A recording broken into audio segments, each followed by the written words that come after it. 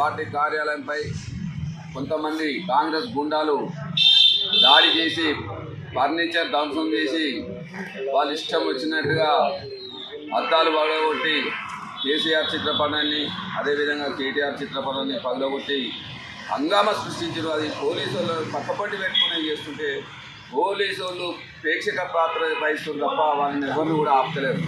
అరే కాంగ్రెస్ నా కొడుకల్లారా, ఆ పోలీసు వాళ్ళు గంట సేపు మిమ్మల్ని విడిచిపెడితే నాకు కొడుకున్నారా పిచ్చి కొట్టుడు కొడతాం అనుకుంటారేమో.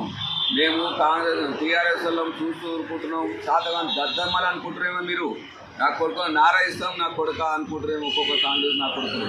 మీరు ప్రజాస్వామ్య పద్ధతిలో ఏదైనా సాధించుకోవాలని శాంతియుతంగా సాధించుకోవాలి. విమర్శలు ప్రతి విమర్శలు ఉంటాయి, కానీ మీరు భౌతిక దాడులు పాడుపడడం సిగ్గుచేటు. ఇలాంటి దాడులు చేసే మాత్రం సహించేది లేదు. ఈ దాడిని ప్రతి ఒక్కరు కూడా ఖండించాలి. ఇది ఏమమైన చర్య, దీన్ని ప్రతి ఒక్కరు కూడా ఖండించాల్సిన బాధ్యత అందరిపై ఉందని కోరుకుంటున్నాను. జై తెలంగాణ, జై కేసీఆర్.